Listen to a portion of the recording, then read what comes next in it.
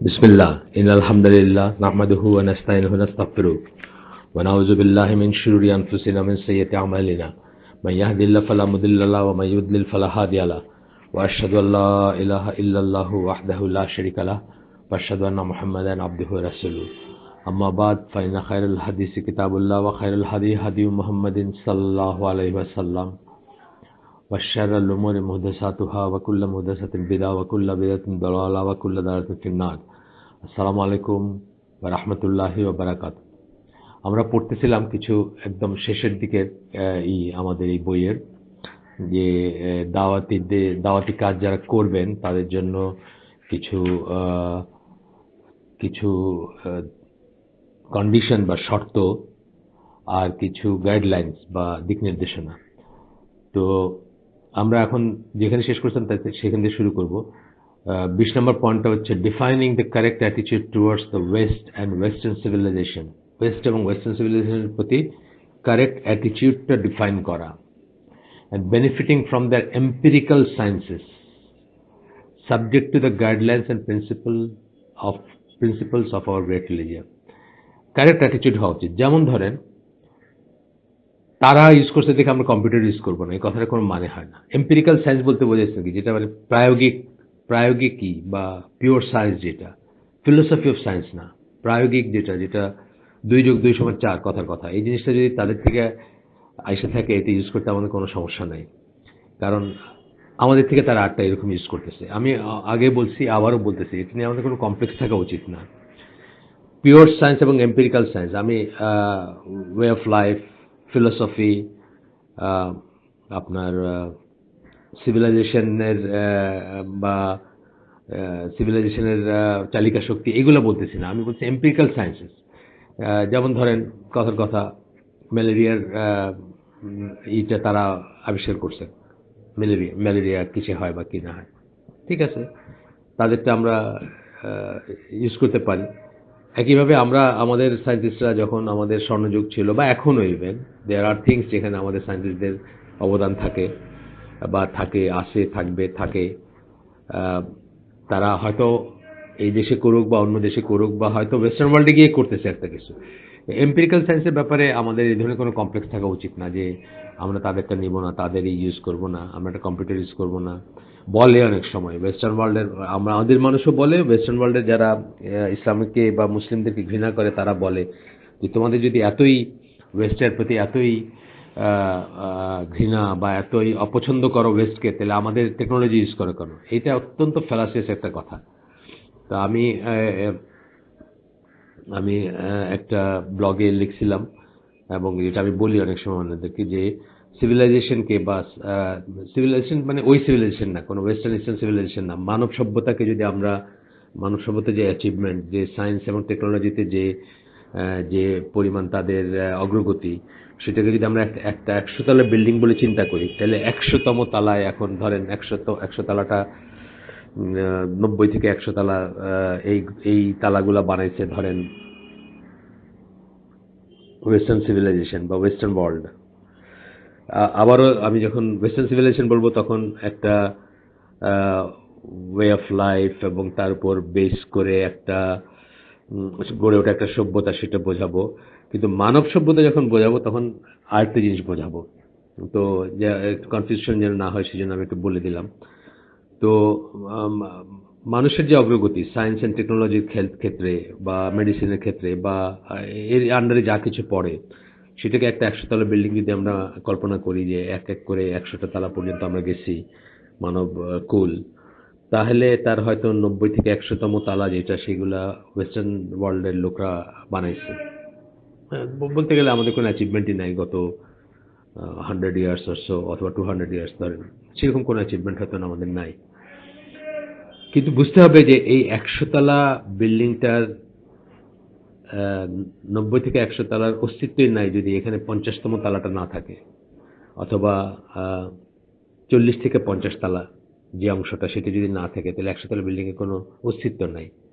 আপনি চিন্তা করেন জাস্ট মুসলমানদের মধ্যযুগীয়, যেটাকে আমরা মধ্যযুগ বলি, ধরেন এখন থেকে 700 বছর আগ পর্যন্ত যে সময়টা, যদি সেটাকে আমরা ধরি, রাসূল সাল্লাল্লাহু আলাইহি ওয়াসাল্লাম আসার পর থেকে নিয়ে 700 হিজরি পর্যন্ত যদি আমরা ধরি, আপনি দেখেন কি ফ্যান্টাস্টিক অ্যাচিভমেন্টস আছে মুসলিমদের।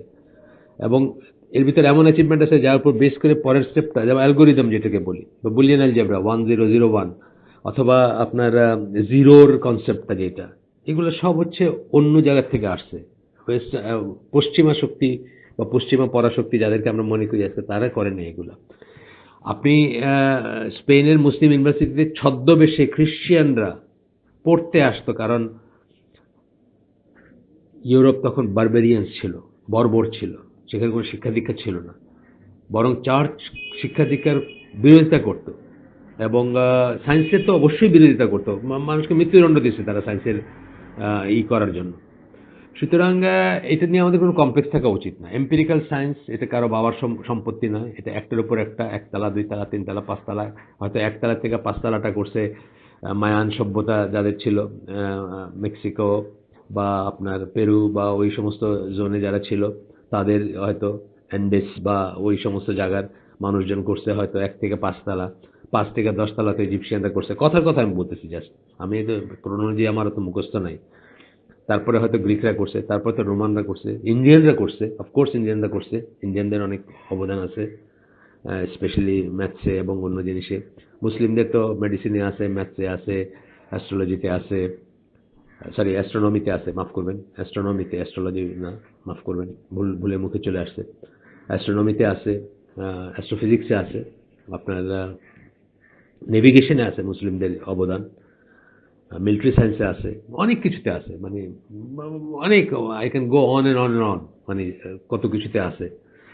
সো এটা কারো বাবার সম্পত্তি না, যে এম্পিরিক্যাল সায়েন্স বা সায়েন্স এন্ড টেকনোলজি, কম্পিউটারও কারো বাবার সম্পত্তি না। 1001 এই বুলিয়ান অ্যালজেব্রা না থাকলে কম্পিউটার, ডিজিটাল দুনিয়া এক্সিস্ট করে না। এটা বাইরের থেকে আসছে, এটা পশ্চিমাদের কাছ থেকে আসে নাই। বা জিরোর কনসেপ্টটাই ধরেন, জিরোর কনসেপ্ট না থাকলে এই সমস্ত বুলিয়ান অ্যালজেব্রা এক্সিস্টই করে না, বা ডিজিটাল এক্সিস্টই করে না। আপনি জানেন যে ডিজিটাল সিগন্যাল এই দুটা ইসের মাধ্যমে সব ফর্ম করে, 1 এবং 0, বেসিক্যালি আইদার 1 or 0। এটাকেই নানা রকমভাবে পারমুটেশন কম্বিনেশন বা করে সব সিগন্যালগুলা বা পালসগুলা বা কি বলবো, মানে সব সব কম্পিটিশনগুলা based on this two things, 0 and 1, সোজা কথা। তো যাই হোক, এখন কথা হচ্ছে যে এইটা বুঝলেন যখন একবার, তখন আপনারা কোনো কমপ্লেক্স থাকা উচিত না। ওদেরকে আপনি জবাব দিতে পারবেন যে তোমরা তাহলে আমাদের পশ্চিমাদেরকে যদি এতই অপছন্দ করো, বা পশ্চিমা সভ্যতাকে এতই তোমরা নাক সিটকাও, তাহলে তোমরা আমাদের টেকনোলজি ইউজ করো কেন, আমাদের কম্পিউটার ইউজ করো কেন, আমাদের ক্যালকুলেটর ইউজ করো কেন, আমাদের এটা ওটা, মানে যাই যাই বলুক। তো এটার আপনার কোনো কমপ্লেক্স থাকা উচিত না। কিন্তু অ্যাট দ্য সেম টাইম, প্রথমেই যেটা বললেন, প্রথমে কি বললেন, কারেক্ট অ্যাটিচিউড towards west and western civilization. Correct অ্যাটিচিউডটা কি? এইখানে আসবেন যে আল্লাহ রাসূল সাল্লাল্লাহু আলাইহি ওয়াসাল্লাম আপনাদেরকে কি বলে গেছেন। কাফের যাদেরকে আমরা বলবো, মুশরিক যাদেরকে আমরা বলবো, অবিশ্বাসী যাদেরকে আমরা বলবো, আমরা আগেই বলছি পৃথিবীর 2 ভাগে বিভক্ত, দারুল ইসলাম, দারুল কুফর। আইদার অথবা দিন, পৃথিবীতে মাত্র 2টা দিন আছে, দিন আল ইসলাম, দিন আল কুফর।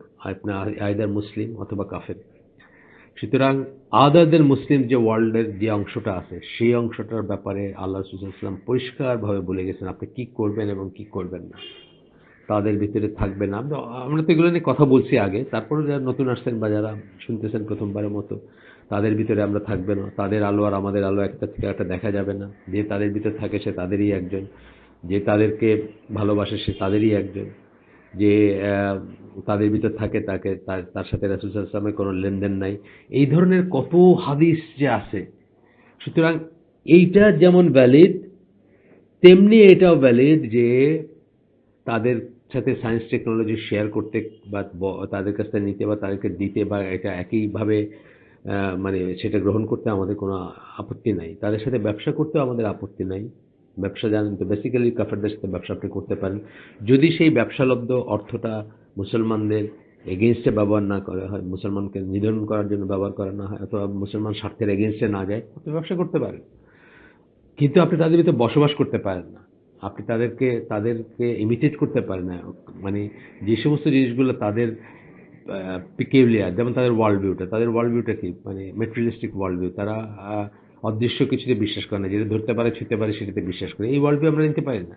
আমাদের সবচেয়ে বড় রিয়েলিটি, আগেই বলছি, আমাদের আপনাদেরকে অনেকবার বলছি, যে তাদের কাছে রিয়েলিটি কথাটা ল্যাটিন একটা ওয়ার্ড রেস থেকে আসে। রেস মানে হচ্ছে থিং, থিং জিনিস। সুতরাং তাদের কাছে রিয়েলিটি হচ্ছে বস্তু, জিনিস, যেটা ধরতে পারে। আমাদের কাছে রিয়েলিটি কি? সবচেয়ে বড় রিয়েলিটি হচ্ছেন আল্লাহ সুবহানাহু ওয়া তাআলা, যাকে আমরা বলি আল হক, দি রিয়েল, যাকে আমরা দেখি না। সুতরাং তাদের ওয়ার্ল্ড ভিউ আমরা নিতে পারি না। এখানে বুঝতে হবে ক্যারেক্টার অ্যাটিটিউড বলতে এইটাই, যে পড়াশোনা, ব্যবসা আমরা করতে পারি, যেটুকু ব্যবসা আমরা বললাম, যেটুকু যেটুকু করলে কোনো ক্ষতি হবে না বা হবে না। আমরা পড়াশোনা করতে, টেকনোলজি, সায়েন্স টেকনোলজি পড়াশোনা করতেও যাইতে পারি, যদি সেই সায়েন্স মুসলমানদের দেশে না থাকে। একটা অসুখ বিসুখের জন্য যেতে পারি, যদি সেই চিকিৎসা মুসলিম দেশে না থাকে।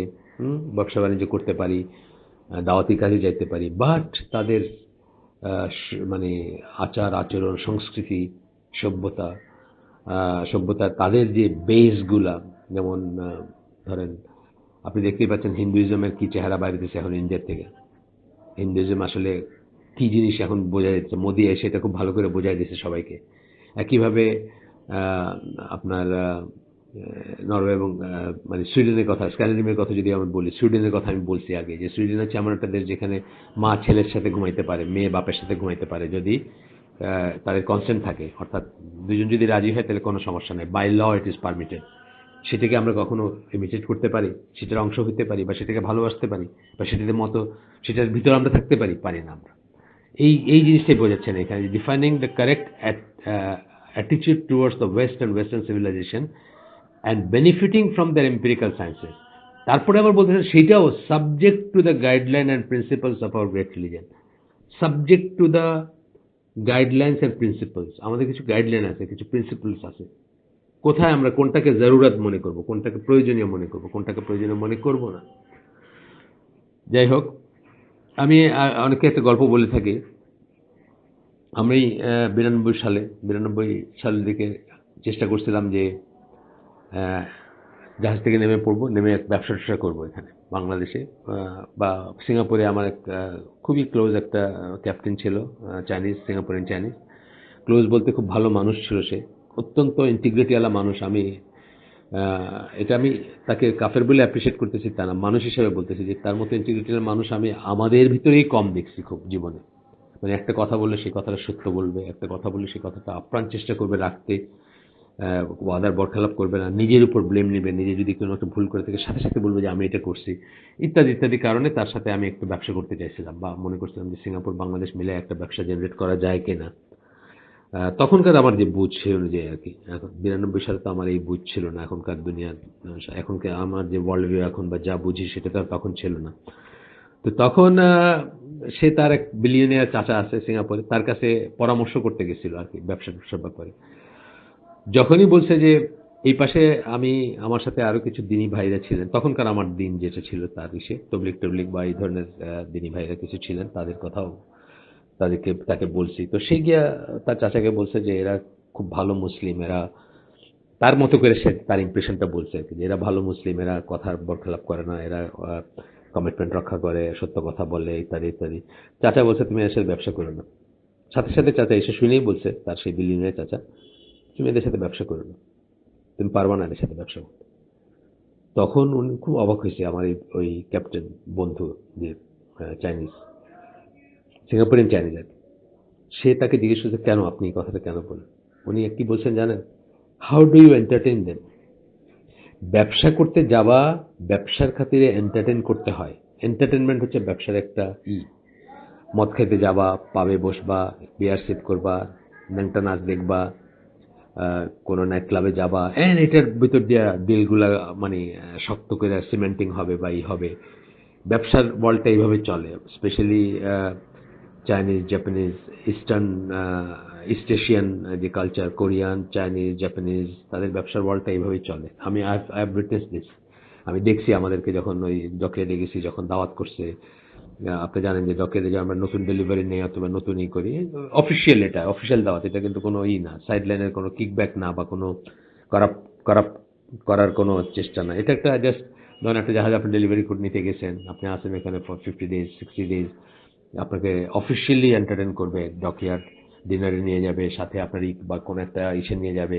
অথবা কখনো এটা হয়েছে যে কোরিয়াতে স্যামসং এ যখন ছিলাম, যত শিপ আছে নিউ বিল্ডিং এ আর কি, যত নতুন শিপ হচ্ছে সব শিপের ক্যাপ্টেন চিফ ইঞ্জিনিয়ার বা যারা ওখানে অ্যাটেন্ড করতেছে তাদেরকে, এবং সাথে আপনার তাদের ওই যে সুপারিনটেন্ডেন্ট বা অফিসিয়াল যারা আছে সবাইকে তারা দাওয়াত করে ইত্যাদি করে। তো যাই হোক, মানে যেটা বলতেছি যে ওটা ট্র্যাডিশনই হচ্ছে যে ওই ধরনের এন্টারটেনমেন্ট গুলো হয়। একটা কারাওকেতে নিয়ে যাবে, রুম ক্যাফেতে নিয়ে যাবে, নাইট ক্লাবে নিয়ে যাবে, বা এমন জায়গায় নিয়ে যাবে মেয়েরা যেখানে সার্ভ করতেছে। তো এই জিনিসগুলো যারা করবে না, তাদের সাথে তুমি ব্যবসা করবো কেমনে, এটা ছিল তার চাচার কথা। মুসলিম হলে তো তারা এগুলো করবে না। এইখানে আমি বলতেছি যে এই যে বলছেন যে according to the guideline and principles of our great religion, এই কথাটা মানে হচ্ছে এইটা, গাইডলাইন এবং প্রিন্সিপলস আমাদের দিক নির্দেশনা আছে এবং কতগুলো উসুল আছে, মূলনীতি আছে, সেটা অনুযায়ী আমরা এই এম্পিরিক্যাল সায়েন্স বা ব্যবসা বা যাই করার বেনিফিশিয়াল যা, সেটার গিভ অ্যান্ড টেক করতে পারবো। কিন্তু ওইটাকে ক্রস করে করা যাবে না। সুতরাং এটা বোঝার ব্যাপার আছে। আচ্ছা, 21 নাম্বার হচ্ছে অ্যাফার্মিং দ্য ইম্পর্টেন্স অফ শুরা ইন দাওয়া। শুরা মানে কি? কনসালটেশন। দাওয়াতে এটা খুব ইম্পর্টেন্ট জিনিস। অলওয়েজ রিভিউ করবেন, এটা এরকম হচ্ছে না, ওইরকম হচ্ছে, ওরকম হচ্ছে না, এরকম হচ্ছে, এটা বললে এখানে কাজে লাগবে, ওইটা বললে ওইখানে কাজে লাগবে। এই জিনিসগুলোকে করা, যেমন ধরেন না, আমি আপনাদের সাথে যে যে অর্ডারে কথাগুলো বলতেছি, একই অর্ডারে কিন্তু আমি ম্যারিনারদের জন্য একটা আলাদা গ্রুপ আছে সেখানে বলতেছি, ইয়েট আমি কিন্তু প্রত্যেকটা কথা নতুন করে আবার বলি এখানে। কেন? এই জন্য বলি যে ম্যারিনারদের একটা আলাদা মাইন্ডসেট থাকে। এই সামান্য হয়তো হয়তো 5% ডিফারেন্স হয়, মানে এই যে যা আপনাদের সাথে বলে যাচ্ছে, যে অর্ডারে যে ধারাবাহিকতায় যা বলে যাচ্ছে, এটাই ম্যারিনারদের জন্য বলি। হয়তো 5% কথার একটু ডান বা হয়, একটু অন্যরকম করে বলি।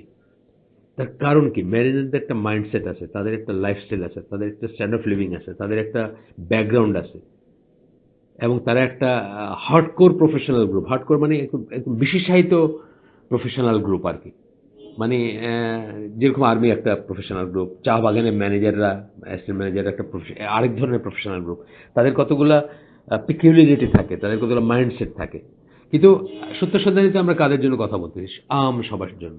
গৃহবধূও আছেন, ব্যাংকের ম্যানেজারও হয়তো আছেন, কোনো আর্মি অফিসারও থাকতে পারে, তার ওয়াইফ থাকতে পারে। মানে এটা ওপেন টু অল। এখানে কথা বলাটা জেনারেল টোনে কথা বলা। কিন্তু এই কথাগুলো যখন আমি ম্যারিনারদের জন্য বলতেছি, আমি কিন্তু 5% কথা হয়তো একটু অন্যভাবে বলি। এবং এটা আমাকে আমার যে ভাই, এই গ্রুপেরও মেম্বার, উনি ক্যাপ্টেন মুতাহার, যিনি ম্যারিনার গ্রুপের উদ্যোক্তাই আমি বলবো, সে আমাকে প্রপোজ করার পরে আমরা ওটা খুলছি, এবং সে আমার খুব ক্লোজ দিনী ভাই। সে কিন্তু আমাকে বলছে যে ম্যারিনারদের জন্য একটু আলাদা করে বলেন, বা আলাদা করে একটু বলা দরকার। এবং দেখবেন আপনারা যারা এখানে, আমি জানি এই গ্রুপের মেম্বার আছেন একজন ম্যারিনার ওয়াইফ, যিনি ওই গ্রুপের যার নামে, যার ফোন নাম্বারটা ম্যারিনার গ্রুপেরও আর কি আপনার মেম্বার।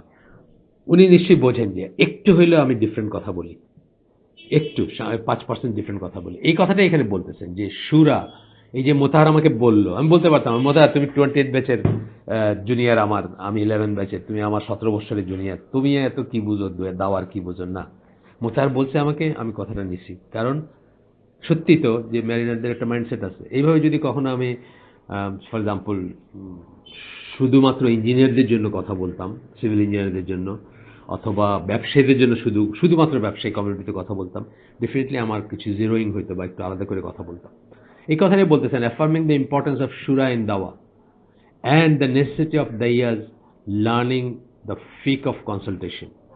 এক এক খাতে হচ্ছে যে আপনি দাওয়ার কি কাজে সুরার খুব ইম্পর্টেন্ট। সেকেন্ড কথাটা বলতেছেন যে ফিক অফ সুরাও শিখতে বলতেছেন। সুরার কিছু ফিক আছে, যেমন মানে ধরেন, জাস্ট ফর এক্সাম্পল, সুরা মানে কি? ডেমোক্রেসি না, ডেমোক্রেসি না। কিন্তু সুরা মানে কিন্তু আমির যিনি, তিনি সবার কথা শুনবেন এবং সবাইকে ইম্পর্টেন্স দিবেন, ভালো কোনো কথা হলে সেটাকে মূল্যায়ন করবেন, ফাইনালি কিন্তু উনি ডিসাইড করবেন একটা ডিসিশনের জন্য। উনি কিন্তু, আমির যদি থাকেন কেউ, উনি কিন্তু আরেকজনের মুখের দিকে তাকায় থাকবে না যে ও কি বললো, বা আরেকজন খুশি হইলো কিনা, বা এর ভিতর ধরেন একজন একটু একটু একটু থাকে না যে একটা গ্রুপের ভিতরে একজন একটু বেশি ডায়নামিক, সব কথা বলার সময় তার মুখের দিকে তাকায় ভয়ে ভয়ে বলতেছে, এটা না কিন্তু সুরামানি। সুরামানি ডেমোক্রেসি না, সুরামানি ইম্পর্টেন্স ক্রিয়েট করাও না, সুরামানি সরি ইমপ্রেশন ক্রিয়েট করাও না, সুরামানি ডেমোক্রেসিও না, সুরামানি সবাইকে খুশি করা মন জয় করা তাও না। সুরামানি হচ্ছে সবাই মিলে আলাপ করে সেখান থেকে বেস্ট সবচেয়ে বেনিফিশিয়াল যে ব্যাপারটা হবে সেটা গ্রহণ করা, এবং সেখানে কোনো ইগো না থাকা। আল্লাহ সাল্লাম জীবনে মেজর ডিসিশন চেঞ্জ করছেন যুদ্ধক্ষেত্রে, যে সাহাবী, একজন সাহাবীর সে দুইটা ডিসিশন, বড় ডিসিশন চেঞ্জ করছেন, দুইটা বা তিনটা, দুইটা আমি শিওর, তিনটাও হইতে পারে। তো সেটা কেন করছেন? যখনই ওই কথাটা বলছেন ওই সাহাবী, তখন উনি বুঝছেন যে এটার ভিতরে উইজডম আছে এবং এটা বেটার, এই কাজের জন্য এটাই বেটার। বদরের যুদ্ধের সময় ওই আপনার পানির ওয়েল ছিল, কুয়া টাইপের ছিল, তো রাসূল সাল্লাল্লাহু আলাইহি ওয়াসাল্লাম একখানে ক্যাম্প করতে চাইছেন। সাহাবী জিজ্ঞেস করছেন যে এটা কি ওয়াহি আসছে নাকি আপনি আপনার পার্সোনাল ডিসিশন? বলছেন না, ওয়াহি না, এটা আমার আমার জাস্ট মনে হচ্ছে। তাইলে আমার মনে হয় এখানে করাটা বেটার হবে, তাতে ওদের পানির অভাব হবে, ওরা সহজে পানি পাবে না এবং ওদের তো উইকনেস হবে, উইক পয়েন্ট হবে, ইত্যাদি ইত্যাদি, মানে স্ট্র্যাটেজিক ব্যাপার আর কি।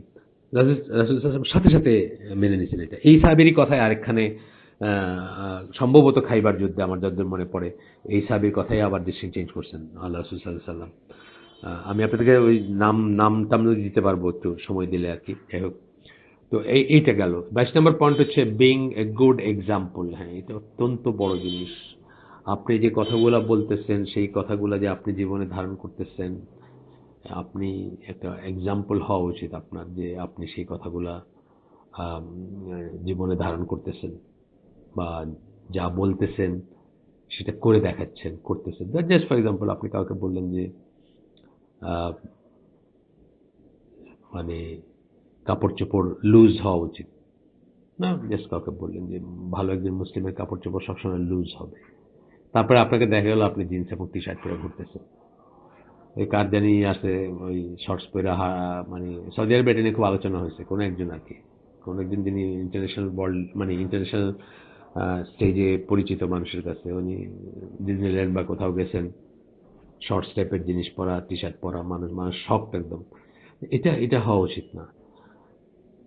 আপনি হচ্ছেন মিরর অফ হিজ দাওয়া, আপনি হচ্ছেন আপনার দাওয়ার রিফ্লেকশন। আপনি যে দাওয়াটা দিলে আপনি নিজে বিশ্বাস করেন কিনা, এটা এটা দেখা যাবে আপনার চরিত্রের ভিতরে আসছে কিনা, সেটা যা বলতেছেন আপনি।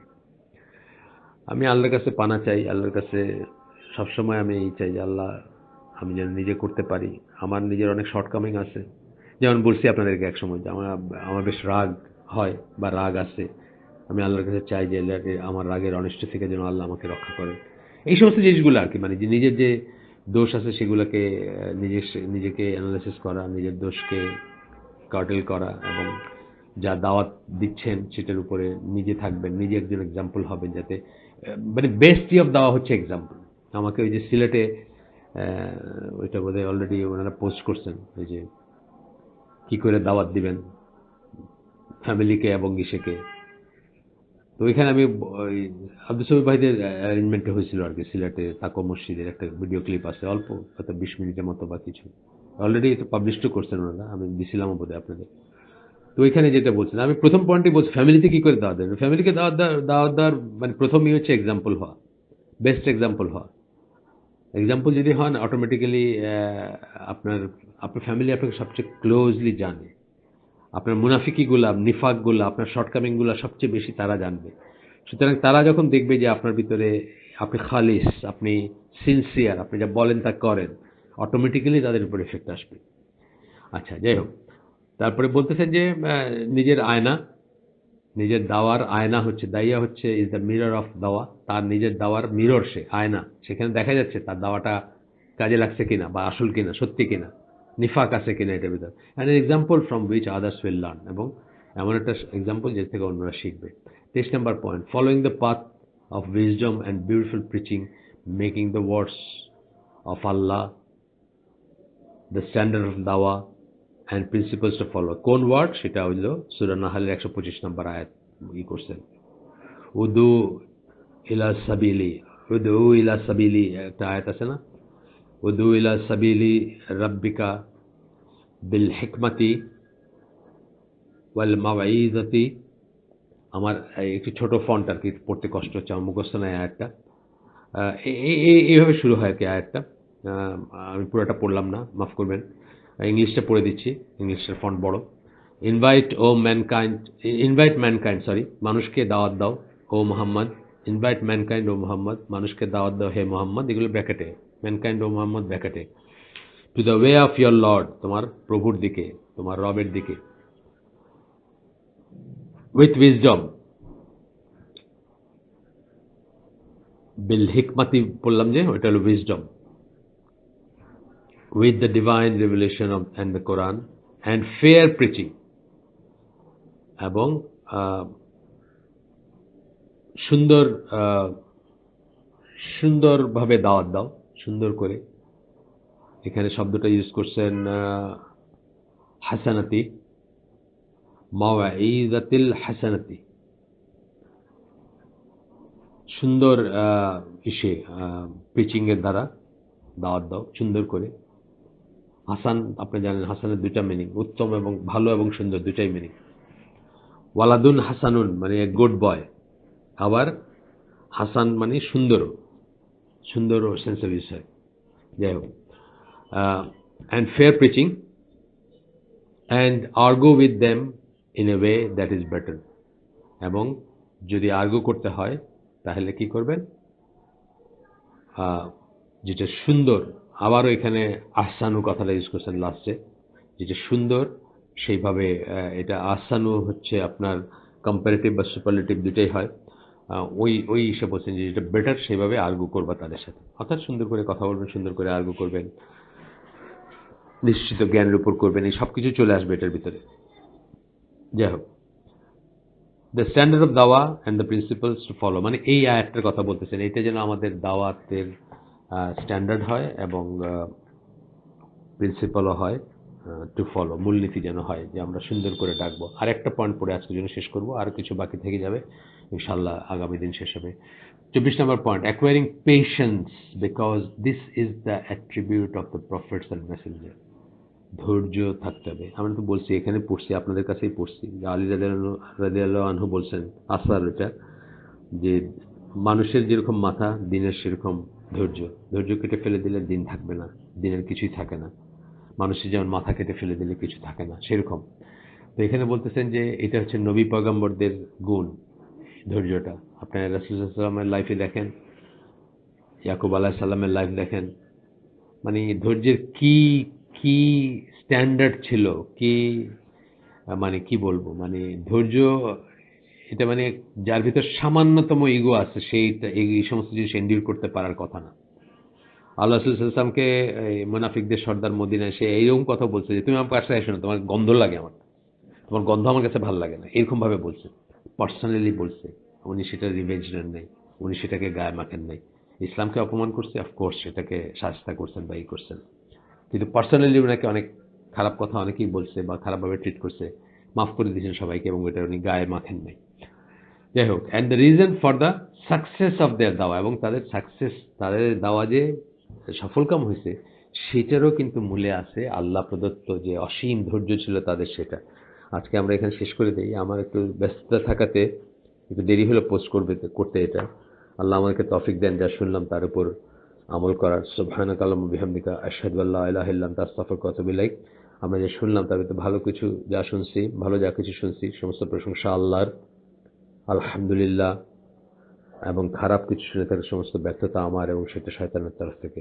আসসালামু আলাইকুম ওয়া রাহমাতুল্লাহি ওয়া বারাকাতুহু।